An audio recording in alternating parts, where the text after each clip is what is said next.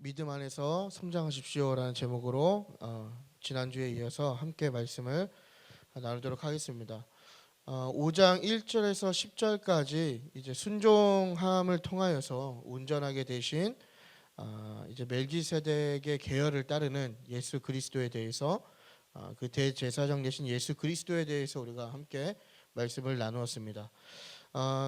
제가 지난주 제 기억으로는 설교 그 마지막에 11장 5장 11절부터 6장 12절까지가 이제 우리가 단락으로 치면 하나의 단락이라고 제가 설명을 드렸던 것 같아요. 그래서 히브리서 저자가 앞에까지는 그 멜기세덱의 계열을 따르는 예수님에 대해서 설명을 하다가 조금은 지금까지 그 저자가 이야기했던 내용과는 다르게 느껴질 만한 어떻게 보면 여담처럼 느껴지는 이야기를 하는 것이 바로 5장 11절에서 6장 12절까지의 내용입니다.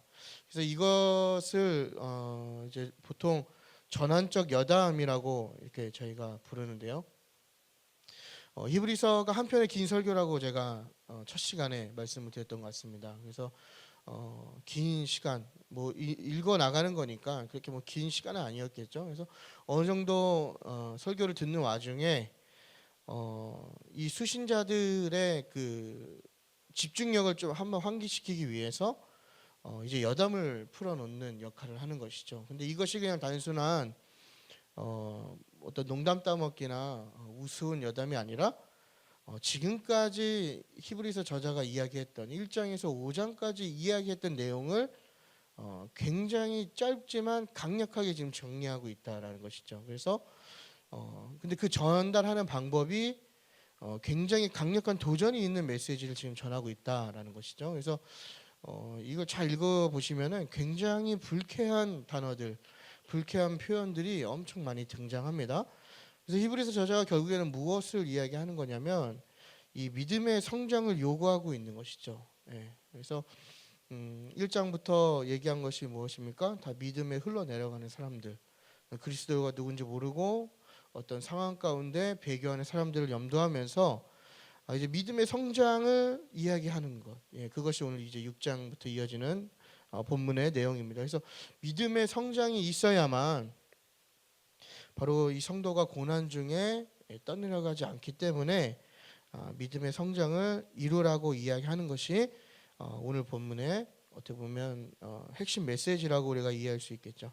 그래서 1세기에 여러 가지 수사법이 있는데 본인 어떤 주장을 잘 전달하기 위해서 여러 가지 수사법이 있었지만 그 중에 한 가지는 뭐냐면 바로 수치감을 주는 수사법입니다. 그래서 명예와 수치의 사회 속에서 1세기가 그게 문화지 않습니까? 그래서 굉장히 수치감을 느끼는 것은 심각한 자존심에 어떤 문제가 있는 것이죠. 근데 그 수치감은 바로 지식에서 오는 거거든요. 그러니까 이 히브리서 저자가 뭐라고 얘기합니까? 너네는 아무것도 모른다 이렇게 벌써 시작하잖아요. 5장 11절 다시 보시면 내가 멜기세덱에 대해서 너한테 이야기하려고 하는데 너네는 아무것도 몰라 이렇게 시작하는 거예요. 그래서 무시를 당하는 거죠. 너는 지식이 없어. 그거를 내가 얘기해도 이해하지 못할 거야 이렇게 시작하는 겁니다. 그러니까 이 화법이 이제 계속 등장하거든요. 근데 6장 4절에서 이제 6절까지 보시면 이 히브리서의 가장 강력한 어떻게 보면 경고 메시지라고 해야 될까요? 이것이 이제 등장하게 되는 것입니다. 자, 그렇다면 우리가 먼저 믿음 안에서 성장하기 위해서 히브리서 저자가 의도하는 대로 믿음 안에서 성장하기 위해서 우리가 어떻게 해야 되는가? 첫 번째는 인내하며 온전한 경지로 나아가야 된다라는 것입니다. 그래서 5장 11절과 6장 3절까지가 이제 그것을 이야기하는 건데 5장 11절에서 14절의 내용이 그것이죠. 멜기세덱을 설명해도 너희가 이해하지 못할 만큼 너희의 어떤 신앙적인 상태가 초보 수준이다 이걸 지금 이야기하는 거예요. 그러면서 너희에게 단단한 음식을 줘도 단단한 음식을 소화하지 못할 것이다. 지금 이렇게 이야기하는 것이죠. 이 단단한 음식이라는 것은 바로 새 언약과 그리스도에 대한 내용입니다. 그래서 이 1세기에서 어른이라고 하는 것은요, 나이를 많이 먹는다고 해서 어른이 아니라 바로 선과 악을 구별할 줄 알아야 하고 또 올바른 판단을 할 수 있을 때 어른으로 인정을 받았다라는 거예요. 그러니까 오늘날에도 사실 이런 문화가 필요하죠. 좀 죄송스러운 말씀이지만 우리가 나이값 못한다고 얘기하지 않습니까? 나이를 많이 먹어도 뭐가 옳고 뭐가 그른지 분별하지 못하시는 분들이 굉장히 많으세요. 예. 그러니까 어떤 기준이 없기 때문에 그런 것이죠. 그래서 우리가 여기서 주목할 게 뭐냐면 신앙의 어른이란 무엇인가? 바로 첫 번째는 새 언약과 그리스도에 대한 올바른 이해가 있어야 된다. 예, 이것입니다. 두 번째는 바로 옳고 그름을 분별할 수 있어야 된다. 예. 그러니까 이것을 우리에게 적용해 보면 우리가 일평생 신앙생활하고 또 지금 내가 어떠한 직분에 있고 또 내가 지금 어떤 인생이 어떤 작년에 이르렀어도 그것이 중요한 것이 아니라 그리스도에 대한 그리스도를 알지 못하고 그리스도에 대한 이해가 없고 또 그 그리스도 그 복음을 기준으로 무엇이 옳고 그른가를 분별하지 못한다면 그것은 바로 신앙의 초보라는 것이죠. 굉장히 우리가 주목해 볼 필요가 있는 겁니다. 그러니까 이게 중직에 가까워질수록 어떻게 보면 더 심각한 거는 목회자에 가까워질수록 이거에 대해서 모르면 굉장히 심각한 문제라는 것이죠. 그리스도에 대해서 모르는 거예요. 그냥 종교 행위만 남아 있는 것이죠. 내가 일평생 예수를 믿어도 그래서 제가 지난주에 말씀드리지 않았습니까? 뭐 1대, 2대, 3대 이게 그렇게 중요한 게 아닙니다, 여러분. 뭐 엉망으로 믿으면 100대도 믿을 수 있어요. 예. 우리는 다 그런 것만 강조하잖아요. 근데 진짜 중요한 건 뭐냐면 얼마나 이해하고 있느냐예요. 내가 그리스도에 대해서 얼마나 이해하고 있느냐, 복음에 대해서 얼마나 이해하고 있냐라는 것이죠. 그러니까 우리가 옳고 그름을 무엇으로 분별할 수 있습니까? 바로 복음으로 세상을 바라보는 것이죠. 어떻게 보면 그게 바로 기독교 세계관인 것이고 그게 복음적인 관점인 것이죠. 그러니까 우리는 이러한 능력이 있어야 되는 것인데 오늘날 많은 성도들이 그 수준에 이르지 못하는 초보 수준에만 머물러 있다는 것입니다. 그래서 단단한 음식을 소화하지 못한다. 그러니까 복음의 지나친 일부만 소화할 수 있게 되는 거예요. 그래서 좋은 부분만. 복음이라는 정말 큰 덩어리가 있는데 그 덩어리를 다 소화하지 못하는 게 아니라 그 복음이라는 것에는 어떤 다양한 주제들이 있겠죠. 물론 하나의 큰 주제이긴 하지만 그걸 전달하는 다양한 방법이 있지 않습니까? 근데 그것 가운데 정말 부드러운 하나만 소화할 수 있는 그러니까 그러한 우리의 연약한 초보 수준의 신앙이 결국엔 무엇으로 이어집니까? 바로 성숙하지 못하고 성화되지 못하는 신앙으로 이어지게 된다는 것이죠. 그러니까 여러분 뭐 교회가 오늘날 능력을 잃어가는 것이 우리가 잘 생각해 볼 게 뭐 좋은 일을 많이 안 해서 능력을 잃어가는 게 아닙니다. 이 통계청을 잘 들여다보시면요, 여전히 사회적으로 좋은 일을 많이 하는 건 교회가 가장 많이 좋은 일을 해요. 사회 구석구석, 그죠? 그렇다면 우리가 왜 이렇게 병들어가고 영향력을 잃어가는가? 바로 그리스도에 대한 이해가 없는 거예요. 예수님을 따르는 집단들이 모였는데 예수님이 없는 것이죠. 하나님 믿는다고 얘기하는데 하나님이 없는 거예요. 굉장히 심각한 문제이지 않습니까? 다 하나님 믿는다고 고백하는 자리에 내 욕심, 그죠? 내가 원하는 거, 내 바램 이런 거 다 올려놓고 우상 숭배하고 있는 건데 그거 다 외면하면서 굉장히 신신한 척하고 있는 거예요. 당연히 복음의 능력이 없는 것이죠. 복음을 알지 못하는데 어떻게 우리가 복음적인 삶을 살 것이며 복음적인 삶을 살지 못하는데 우리가 어떻게 이 세상을 복음으로 변화시킬 수 있겠습니까? 우리가 왜 제자된 삶을 살지 못하는가? 마찬가지죠. 그리스도를 모르기 때문이에요. 그리스도를 모르니까 그리스도가 우리에게 무엇을 가르쳤는지 모르는 거예요. 그러니까 가르친 게 없으니까 가르친 게 없는 게 아니죠. 이해하지 못하니까 그렇게 살지 못하는 겁니다. 다 내 뜻대로 사는 거예요. 10년, 20년, 30년 뭐 죽을 때까지 믿어도 죽는 날까지 그냥 내 뜻대로 내 원하는 대로 살다 가는 것이죠. 그래서 우리는 다 뭐 하나 영광으로 생각합니까? 죽었을 때 내 묘자리에 뭐 평신도분 같은 경우는 장로 써 있으면 믿음 생활 잘했다고 평가해 주잖아요. 근데 하나님이 과연 그것을 보고 어떻게 평가하실 거냐, 이걸 우리가 고민해 볼 필요가 있다는 거예요. 어떻게 보면 그 평가조차도 우리는 하나님 기준이 아니라 다 내 뜻대로 내 생각대로 하고 있다는 것이죠. 전혀 성숙하지 못하고 성화되지 못하는 그리스도인들 너무나 많습니다. 저 역시도 마찬가지고요. 그래서 이 앞단락에서 이러한 무거운 이야기를 한 다음에 오늘 6장에서 무엇을 이야기하냐면 너희가 그런 초보를 벗어나서 단단한 이 수준의 음식, 이 복음을 소화할 수 있는 수준이 되라고 권면한 다음에 그 결론이 결국 무엇으로 이어지냐면 바로 6장 2절에 완전한 대로 나아가라 이렇게 얘기하는 겁니다. 그러니까 결국에는 이 성숙한 단계의 끝은 무엇이냐? 바로 완전한 단계에 이르는 것이죠. 그래서 6장 1절 그 하반절부터 6장 2절은 회심하는 자들이 겪는 공통적인 고백입니다. 그래서 아마 여러분들도 다 겪으셨을 거예요. 그러지 않습니까? 죄 고백하고 신앙 고백하고 또 세례에 대한 교훈과 안수를 받고 또 죽음과 부활에 대한 가르침을 받는 것이죠. 우리가 다 뭔가 이렇게 처음 예수님을 믿을 때 했던 것이죠. 내가 의식하지 않아도 우리가 세례 때 다 이걸 고백하잖아요. 세례식 때 뭐 유아 세례는 뭐 어쩔 수 없지만 뭐 입교라든지 또 성인 세례를 학습 세례 이런 거 받을 때 다 고백하는 게 결국 이 내용이거든요. 근데 이게 초대교회의 그 이제 그리스도교로 그렇죠? 그러니까 예수님을 따르는 그 종교로 입교할 때 겪는 과정들 고백들이었다. 우리가 이렇게 이야기할 수 있죠. 근데 이것을 어떻게 보면은 이것이 대단한 것이 아니라 바로 초보 수준에 겪어야 되는 것들이다. 제가 이걸 이야기하는 겁니다. 그래서 이러한 초보 수준에 머무르지 말고 완전한 대로 나아가자. 지금 이것을 지금 히브리서 저자가 얘기하는 것이죠. 그러니까 이게 쉽게 얘기하면 그겁니다. 회심했다고 끝나지 말고 완전한 대로 나아가자. 이걸 얘기하는 거예요. 그러니까 우리가 나아가야 완전하면 바로 5장 9절에 있는 것이죠. 5장 9절에 그리스도의 완전하심. 그러니까 그리스도께서 순종하심으로 완전하게 되셨죠. 이 완전하심은 하나님 백성으로의 완성을 이야기하는 것입니다. 그래서 그리스도의 그 완성은 승기이죠. 승리하시고 하늘 보좌에 앉으신 것, 약속의 땅으로 들어가셨단 말이죠. 그래서 결국 히브리서 저자가 뭘 얘기하냐면 그 믿음을 잘 성장시켜서 너희가 이 초보 수준에 있는 게 아니라 하나님 백성으로서의 완성을 향해 나아가라. 이걸 얘기하는 거예요.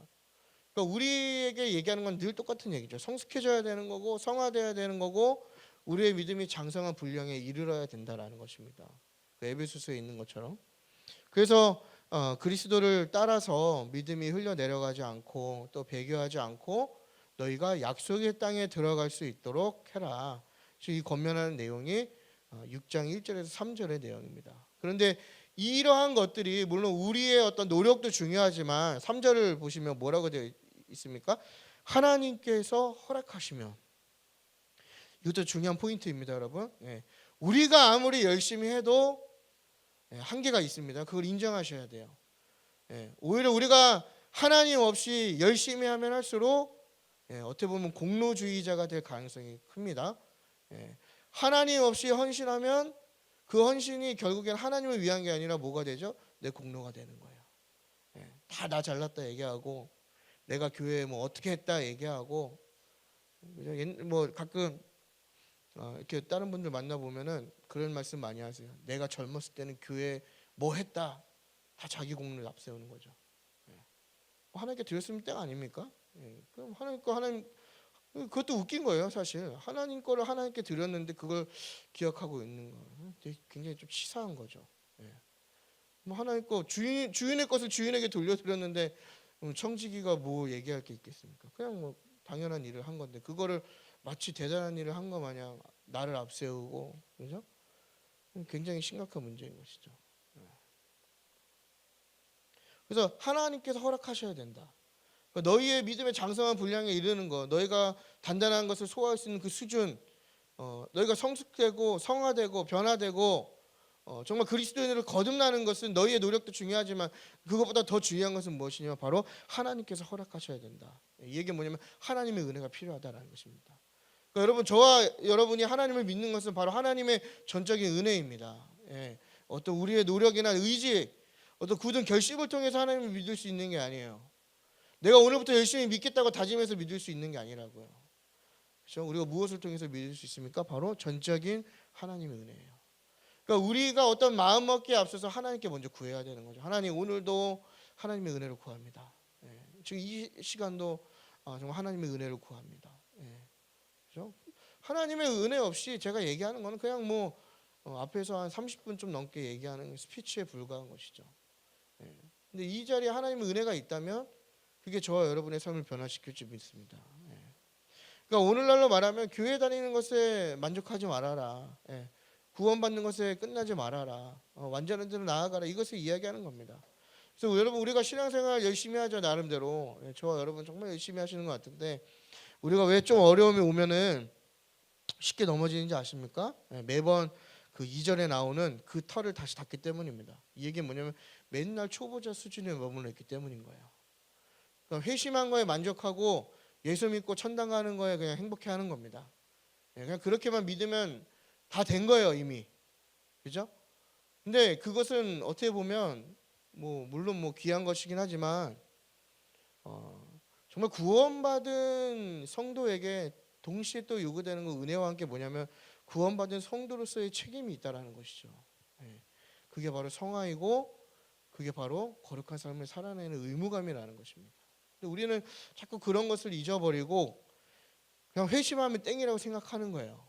그리고 뭐 교회에 그냥 일주일에 한번 출석하면 예, 뭐 구원받는데 지장은 없습니다, 여러분. 예, 뭐 예수님 주로 고백하고 뭐 일주일에 한번 나오시든 뭐 1년에 한번 나오시든 예, 뭐 우리가 얼마나 황당하면 영접기도라는 거래요. 죽기 전에 예수님 내 구주로 고백합니다 하면 다 천국 간다고 합니다. 예, 아무런 문제가 없어요. 근데 그것이 과연 하나님이 원하시는 삶이냐 이거 우리 스스로에게 질문해 볼 필요가 있다는 것이죠. 내가 그 큰 은혜를 받았는데 정말 죽을 죄인이 그렇지 않습니까? 내가 그 큰 은혜를 받아서 하나님의 아들이 됐는데 내가 아들로서 하나님의 딸로서 자녀로서 과연 그 은혜를 받은 것을 잃어버리고 여전히 정말 좀 죄송된 말씀이지만 하나님의 자녀의 모습이 아니라 죄수로서의 사형수로서의 모습을 산다면 과연 아버지께서 우리를 바라보시면서 어떻게 생각하실까 고민할 필요가 있는 것이죠. 예.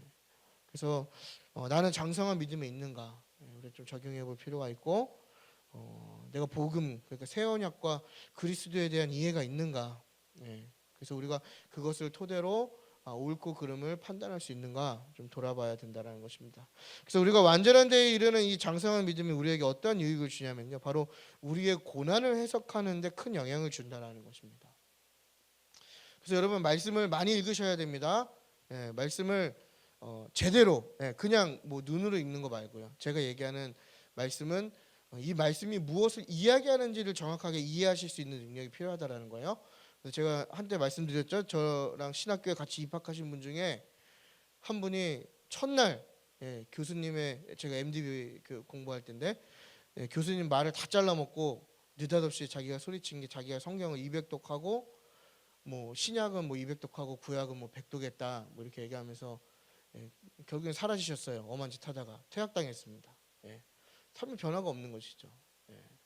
그러니까 지식으로서의 말씀이 아니라 진짜 하나님께서 그 말씀들을 통해서 나에게 무엇을 이야기하는가,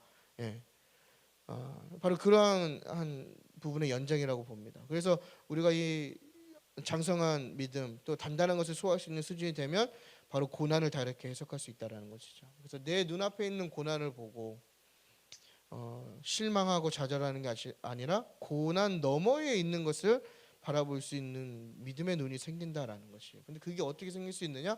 바로 이 말씀을 통해서만 생길 수 있다라는 것입니다. 그래서 지금의 상황이 어렵고 또 괴롭고 흔들릴 수 있지만 이 고난에 대한 해석이 바뀌면 우리가 아무래도 조금 견딜 수 있겠죠. 그러지 않습니까? 사실 고난이라는 게 시간이 굉장히 상대적으로 더디게 가잖아요. 괴로울수록 그 시간은 더 느린 것 같고 또 마치 이 고난이 영원할 것 같고 그렇죠? 그래서 자살의 대부분이 왜 일어납니까? 그 고난이 영원할 것 같기 때문에 죽음으로써 끝을 내는 게 자살인 거잖아요. 마치 그런 것처럼 자살하시면 안 됩니다. 갑자기 생각이 나서 그래요. 제가 요즘 트라우마와 자살을 지금 공부하고 있어가지고 갑자기 생각났어요. 아무튼 도움을 청하세요. 아무튼 우리가 괴로우면 뭐 그럴 수 있다라는 것이죠. 그래서 히브리서에서 이야기하는 믿음이란 게 무엇이죠? 바로 인내이죠, 인내. 그러니까 버티는 게 믿음이라는 거예요. 히브리서가 이야기하는 것은 뭐 하나님을 열심히 찾고 뭐 대단한 걸 하는 게 아니고 이 히브리서가 얘기하는 믿음이란 무엇이냐? 바로 인내하는 겁니다. 고난의 상황 가운데서도 인내하는 거. 쉽게 얘기하면 버티라 이거예요. 그 믿음 가지고 인내하는 마음을 가지고 그리스도를 믿고 따르라는 것이죠. 그래서 그리스도께서 이루신 것을 받아들여라 이걸 얘기하는 거예요. 근데 우리는 늘 얘기하지만 그리스도의 그 영광만을 우리가 원하지만 그리스도의 그것을 받는다라는 얘기는 그리스도의 고난도 함께 우리가 받아야 되는 것이죠. 그러니까 예수님께서 고난을 받으셨기 때문에 그분이 그 영광의 자리에 가실 수 있는 것이고, 그렇죠? 죽음이 있었기 때문에 부활의 의미 있는 것처럼 그 우리가 그리스도를 따르는 사람으로서 예수님의 형제 자매로서 그리스도를 믿는다는 얘기는 뭐냐면 그리스도의 고난도 우리가 겸허하게 받아들일 수 있어야 된다는 것입니다. 그러면 우리가 그러한 관점으로 지금 우리 삶에 주어지는 많은 좀 넓은 의미에서 고난을 바라볼 때 이 고난이 내 삶의 끝이 아니다, 이걸 우리가 알 수 있겠죠. 우리의 끝은 무엇입니까? 바로 승리하는 것입니다. 왜냐? 예수님께서 승리하셨기 때문에. 물론 지금은 좀 뭐 희망이 없어 보이긴 해요. 그러지 않습니까? 막 좌절하고 상황이 나아질 것 같지도 않고 뭔가 회복이 안 될 것 같고, 그죠? 많은 좌절감이 들 수도 있지만 또 뭔가 믿음이 회복되지 않을 것 같기도 하고 하나님과 더 멀어질 것 같고 또 여러 가지 또 고난이 있겠지만 그 끝은 무엇이냐면 바로 승리했다라는 것이죠. 예수님께서 그렇게 하셨기 때문에 우리가 그럴 수 있다라는 거예요. 그래서 초반에 우리가 많이 등장했죠. 우리 형님, 형님. 이제 하늘에 계신 대제사장을 얘기하다 보니까 이 형님이 또 후반부에 나옵니다. 근데 그리고 그 형님 따라가는 것이죠. 형님 예수님, 맏아들 예수님. 그래서 우리가 그러한 관점으로 본다면 충분히 인내할 수 있지 않을까. 그걸 지금 히브리서 저자가 오늘날 또 이 말씀을 듣는 저와 여러분에게 이야기하는 것입니다. 그러므로 우리가 이 초보적인 신앙에서 벗어나서 인내하며 또 장성한 분량에 이르는 에베소서 4장 13절에 나오는 그 장성한 분량에 이르는 더 온전한 믿음의 경제로 나아가야 된다는 것입니다. 두 번째는 우리의 믿음이 성장하기 위해서는 배교의 경고를 늘 우리 스스로가 새겨야 된다는 것이죠. 4절과 6절인데요. 4절과 6절을 한번 다 같이 읽어보도록 하겠습니다. 시작.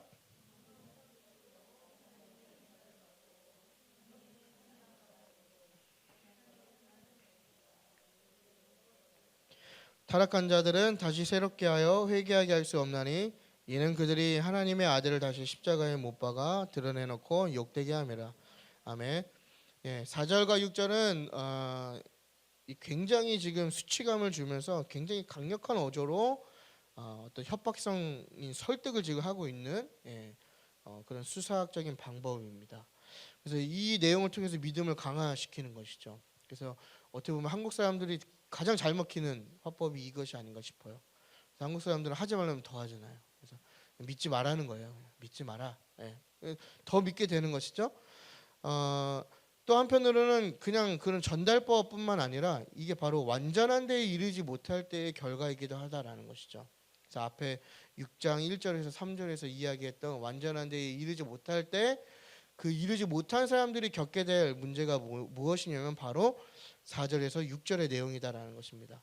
그래서 4절에 한 번 빛을 받고 또 하늘의 선물을 맛보고 성령도 받고 5절에 선한 말씀과 내세의 능력을 경험하는 것, 이건 역시도 회심의 과정에서 체험하는 것들이죠. 쉽게 얘기하면 은혜를 받았다는 거예요. 그러니까 너희가 은혜 받았다고 얘기하는데 회심했는데 그리고 이 은혜 받은 그리스도인이 과연 배교를 할 수 있는가, 이 질문을 지금 던지는 것이죠. 근데 이 히브리서 저자는 뭐라고 얘기합니까? 가능하다라고 지금 얘기하는 거예요. 많은 은혜를 받았어도, 큰 은혜를 받았어도 충분히 배교할 수 있다. 지금 이거 얘기하는 것이죠. 그래서 뭐 오늘날 우리에게 적용해보면 그 얘기입니다. 저 여러분 지금 그리스도인으로서 살아간다고 얘기하는데 우리가 살면서 많은 은혜 받으시잖아요. 그러지 않으세요? 뭐 말씀을 통하든 뭐 찬양을 통하든 많은 은혜 받고 어떻게든 뭐 그리스도인으로 살아간다고 생각할 수 있는데 그렇게 은혜 많이 받아도 그리스도인으로서 배교가 가능한가? 충분히 가능하다라는 거예요.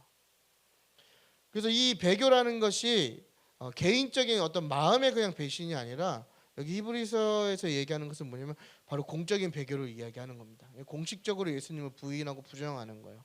그러면서 이제 무서운 말이 등장하는데 뭐라고 얘기합니까? 6절이죠. 타락한 자들은 다시 새롭게 하여 회개할 수 없다. 이게 이 구절을 가지고 사실은 많은 학자들이 다양한 해석을 내놓고 있는데요. 뭐 부드럽게 이야기하는 학자도 있고 되게 절망적으로 해석하는 학자도 있는데 저는 굉장히 절망적인 부분을 좀 따르는 편입니다. 그래서 아마 공식적으로 배교할 정도의 그 마음을 가진 자들의 그 굳은 결심은 결국 돌이키지 못할 것이다. 저는 이렇게 보거든요. 그래서 여튼 굉장히 지금 무서운 말을 하고 있습니다. 근데 우리가 4절과 5절을 보면 그 출애굽 사건이 또 떠오르게 되는 것이죠. 그래서 우리가 3장 4장은 안식에 들어가는 그 출애굽 얘기가 나오지 않습니까? 그 관점이 지금 여기에도 동일하게 등장하는데, 이 빛이라고 하는 것은 이제 출애굽 당시에 불기둥과 또 우림과 두빔, 이것을 우리가 좀 떠오르게 할 수 있죠. 그리고 또 선물을 맛보다라는 것은 매일 하나님께서 주신 그 만나, 그 만나를 우리가 떠오르게 하고, 결국 이 출애굽 사건이 왜 떠오르게 하는가? 이 바로 이스라엘의 당시 그 광야 출애굽하던 이스라엘의 상태와 이 편지를 받는 성도의 상태를 지금 동일시 여겨서 빗대어서 이야기하고 있다는 것입니다. 우리는 다 알고 있죠. 이스라엘은 광야에서 실패했습니다. 다 엎드려졌고 다 죽게 되죠.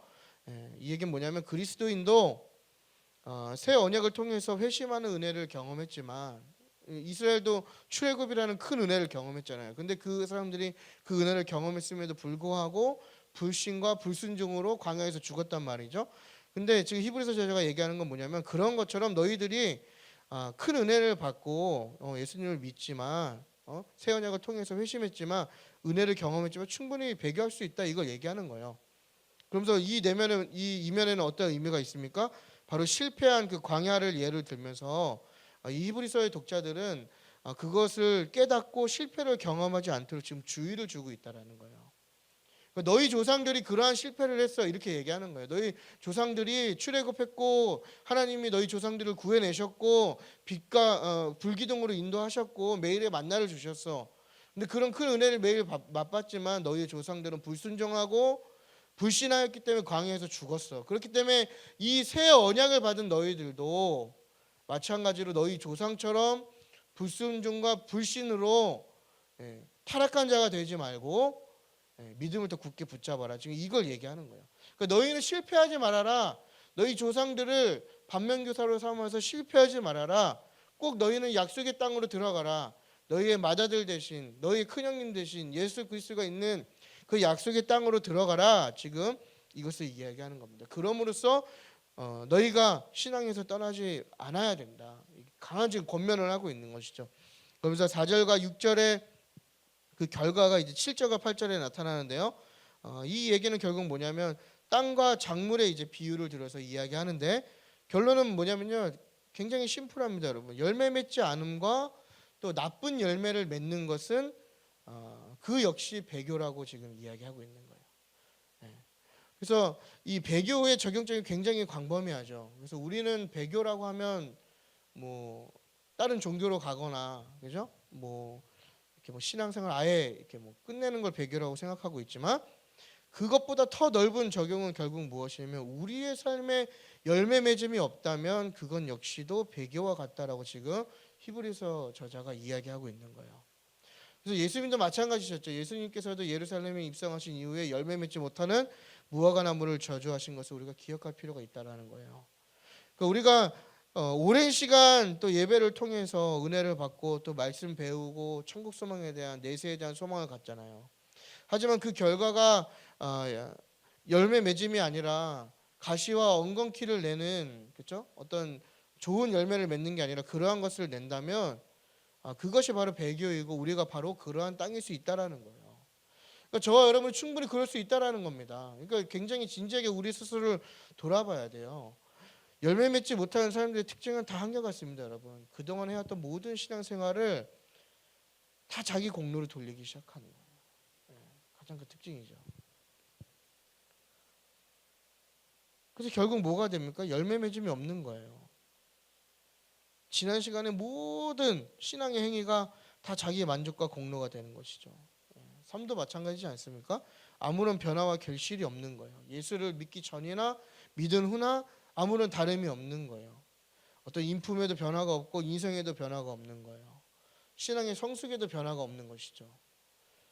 굉장히 심각한 상태입니다, 여러분. 한 해 한 해가 거듭할수록 뭐 길게 볼 필요도 없는 것이죠. 사실 매주 우리가 말씀을 경험할수록 우리가 더 변화되고 더 그리스도를 닮아가는 어떤 우리의 그런 노력과 변화가 있어야 되는 것인데 그런 것이 없다라는 것이죠. 단지 종교 행위만 추가되는 거예요. 그래서 우리는 종교 행위를 많이 하면 성장한다고 생각하잖아요. 그래서 예배에 그냥 열심히 참여하면 뭔가 내 믿음이 굉장히 좋다고 착각하는 거예요. 그러나 성경이 얘기하는 것은요, 여러분, 많은 종교 행위가 열매 맺음이라고 절대 얘기하지 않아요. 성경에서 이야기하는 열매 맺음은 무엇이냐면 바로 삶에 나타나는 연결이거든요. 내가 여기서 예배 행위를 열심히 하면 그게 삶으로 연결돼야 된다는 거예요. 내가 하나님을 찾는 만큼 내 삶에 변화가 있어야 된다는 것이죠. 근데 우리의 모습은 어떻습니까, 여러분? 우리는 교회 안에서는 굉장한 예배자이고 예배 행위자인 것처럼 얘기하고 믿음이 좋은 사람처럼 행동하고 정말 많은 예배에 참석하고 뭐 말씀 공부도 하고 말씀도 맨날 묵상하고 다 하지만 정작 우리의 삶에 여러분의 일터와 여러분의 가정과 여러분이 만나는 모든 공동체 안에서 우리는 뭐예요? 시시때때로 갑질하길 원하고 누군가를 무시하기 원하고 그죠? 뭔가 나의 성격을 나타내기 원하고 아무런 변화가 없는 거예요. 그건 종교 행위인 것이죠. 열매 맺음은요, 여러분 삶으로 나타나야 되는 겁니다. 이거 굉장히 우리가 깨달아야 돼요. 그러므로 우리가 열매 맺기 위해서 부단하게 힘써야 하는 것이죠. 그래서 이게 결국에 이제 다시 어디와 연결됩니까? 바로 장성한 믿음, 그리스도를 닮은 완전한 대로 이게 다시 또 돌아가게 되는 것이죠. 거기와 연결되는 거예요. 그러므로 우리가 지금 받은 은혜에 만족해서 초보 신앙에 머무르지 말고 장성한 믿음이 되어야 한다라는 것입니다. 여러분, 저와 여러분은 언제나 한순간 배교할 수 있습니다. 뭐 배교 나는 안 할 거예요. 베드로를 보세요, 여러분. 나는 안 할 거예요 하고 가장 먼저 배교한 사람이에요. 어떻게 보면 저는 이 신앙의 확신을 하는 사람들이 굉장히 저는 좀 어리석다고 봐요. 차라리 나의 연약함을 인정하고 늘 조심하는 게 낫죠. 나의 믿음 없음을 그냥 고백하고 하나님께 은혜를 구하는 거. 그래서 우리가 이 경고를 항상 스스로에게 되새기면서 하나님의 은혜를 구하는 저와 여러분이 되었으면 좋겠습니다. 그리고 마지막으로 믿음이 성장하기 위해서 하나님의 신실하심을 바라보아라는 것이죠. 6장 9절에서 12절인데 이 강한 어필 뒤에 또 굉장히 부드러운 또 이제 다독임이 나와요. 그래서 사랑하는 자들아 이렇게 시작하는 것이죠. 그래서 이 히브리서 저자가 결국 요지는 그겁니다. 굉장한 구원에 이르는 더 좋은 것이 있다고 지금 확신하고 있는 거예요. 그 더 좋은 것이 무엇이냐면 바로 새 언약이다라는 것이죠. 그런데 이 성도들이 다음에 이제 나오는 이야기인데요. 뭐냐면 바로 성도들의 선한 행실을 하나님께서 잊지 않으신다라는 거예요. 너희들이 무엇을 하는지 하나님이 다 기억하고 계시다. 이 얘기는 뭐냐면요. 성도의 고난과 인내와 그 고난에 맞서는 분투도 하나님께서 잊지 않고 기억하시다라는 거예요. 그러니까 어떤 행실만 기억하시는 게 아니라 우리의 그 마음도 또 우리의 그 고난도 하나님께서 다 기억하고 계시다라는 거죠. 그 인내함도 기억하고 계시다라는 거예요. 그래서 그것을 기억하면서 하나님이 우리를 기억해 주신다라고 하는 것을 기억하면서 우리가 더 좋은 것에 대한 그 확신을 가져야 된다라는 것이죠. 그래서 우리가 고난에 지쳐갈 때 신앙생활 하다 보면 여러 가지 도전들이 있지 않습니까? 굉장히 뭐 별거 아닌 것부터 굉장한 문제까지 우리를 피곤하게 하고 지치게 하고 정말 믿음 생활 어렵게 하는 요소들이 굉장히 많이 있죠.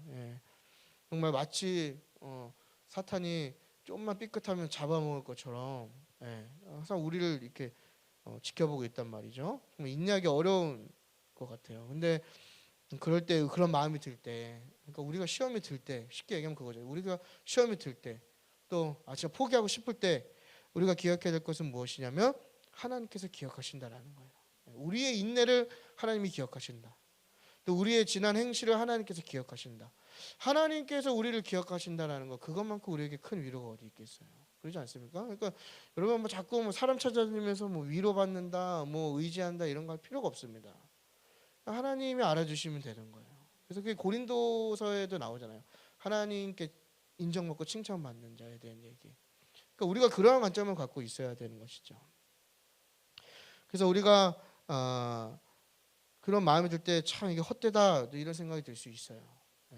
또 너무 고난에 오래 노출되다 보면 충분히 공감하는 내용입니다. 저 역시도 그러고요. 왜냐면 우리는 인간이고 연약하기 때문에 그런 우리 한계인 것이죠. 하지만 그런 것이 헛된 것은 아니다라는 것을 지금 이 하나님의 말씀이 분명히 얘기해주고 있다라는 거예요. 지금 여러분의 삶이 헛된 게 아니에요. 여러분 수요예배 왜 나오셨어요?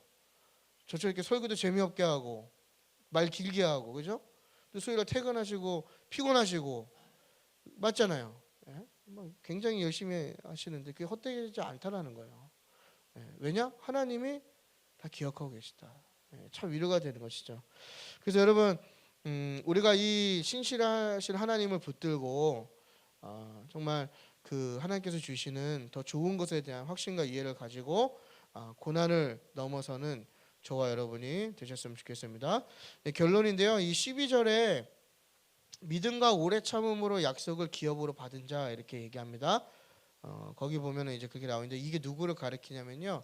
이제 13절부터 이어지는 그 단락에 첫 등장하는 바로 아브라함을 이야기합니다. 예.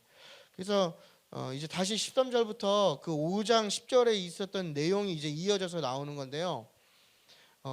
이 내용은 그겁니다. 결국 아브라함이 복을 받을 수 있었던 이유는 무엇이냐면 바로 인내했기 때문이라는 거예요. 예. 그러니까 아브라함이 어떻게 하나님의 복을 받았느냐? 믿음의 조상이 되었느냐? 인내했기 때문이다. 근데 그 인내가 헛되지 않다라고 얘기하는데 왜 헛되지 않냐면 하나님께서 자신을 보증하셨기 때문이라는 거예요. 그러니까 우리는 더 높은 사람의 이름으로 보증을 하잖아요. 근데 하나님께서 본인보다 더 높으신 이가 없기 때문에 본인의 이름으로 보증을 하셨다는 거예요. 이게 신학적인 용어로 언약이거든요. 그러니까 하나님께서 본인 스스로를 그 약속 아래 가두신 거예요. 이게 언약의 개념이거든요.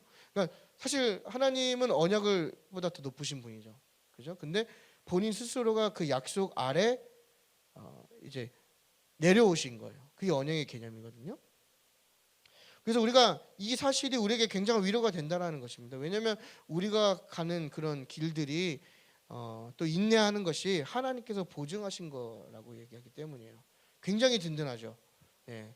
제가 지금 살고 있는 집 이사 가기 전에 저 집에 그 문제가 있어가지고 그 전세 때문에 근데 그 혹시나 몰라가지고 그 뭐죠 그 전세 보험 있잖아요.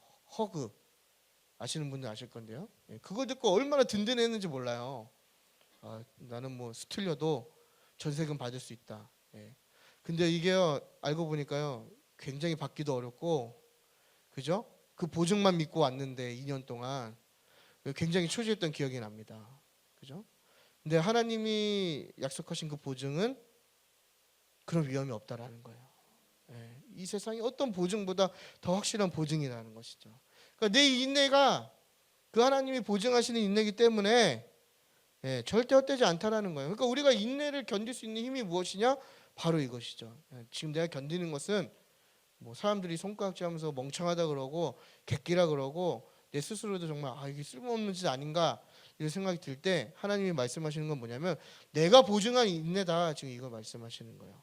그래서 뭘 얘기합니까? 오히려 어려울수록 그 소망을 붙들으라는 것이죠. 그 소망이 확실해질수록 그것이 너희 영혼에 닻이 된다라는 거예요. 그래서 우리는 어려움이 오면 이 소망을 쉽게 다 놓아버리죠. 그래서 우리가 떠내려가는 이유가 거기 있는 거 아닙니까? 믿음 생활 잘 하다가도 오히려 고난 가운데 그 소망을 더 확실하게 붙잡아야 되는데 우리는 믿음 생활 잘 하다가도 고난이 오면 그 소망을 확 놔버리는 거예요. 당연히 떠내려갈 수밖에 없죠. 오히려 우리에게 고난이 더 요구될수록 인내가 더 요구될수록 우리는 무엇을 해야 합니까? 바로 확실한 소망이신 그 예수 그리스도를 더 굳건히 붙잡아야 된다는 것입니다. 그래서 우리가 그것을 붙잡을 때 예수 그리스도께서 가셨던 그 휘장 안으로 우리가 들어가게 된다. 이걸 얘기하는 것입니다. 그러므로 여러분 저와 여러분의 삶에 여러 가지 도전이 있을 때 솔직히 우리가 다 뭐 어려움 있으면 다 그런 마음 들잖아요. 내가 그냥 때려친다 그냥 뭐 그러지 않습니까?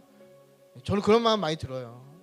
저는 뭐 하다 보면은 가끔 막 삶도 어렵고 좀 부끄러운 얘기지만 제 믿음이 이렇게 연약합니다. 쓰잘데기 없는 거예요. 뭐 사역자도 이런데요. 또 여러 가지 좀 문제 있으면은 이제 제 마음엔 그만두고 싶은 마음 꽉 차 있습니다 주머니에. 예수 안 믿고 만다 이런 생각 많이 하는데 그럴 때마다 이제 저는 뭘 하냐면요. 예수님을 다시 한번 묵상해봐요. 예. 처음 만났을 때 그 예수님, 예. 내가 죄인일 때 만났던 그 예수님, 물론 지금도 죄인이지만 내가 완전 죄인일 때 만났던 그 예수님, 예. 예수님 언제 경험했더라. 이게 또 그럴 때마다 이제 다시 또 좀 인내할 수 있는 좀 힘이 나게 되는 것 같은데요. 여러분, 우리가 이런 마음이 들 때 그 소망을 더 굳게 붙잡으셨으면 좋겠어요. 예. 그래서 혹시 이 가운데 좀 어려움이, 여러 가지 어려움, 삶의 어려움이 있으실 때 이 소망을 잘 붙드시고 좀 성장하셨으면 좋겠습니다. 그래서 우리에게 좀 도전이 있어요. 우리가 뭘 해야 됩니까?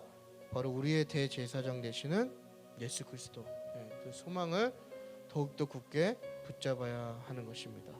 그래서 우리가 믿음에서 성장을 이뤄내셨으면 좋겠고, 또 더욱더 소망을 굳건히 잡으시는 저와 여러분의 삶이 되셨으면 좋겠습니다.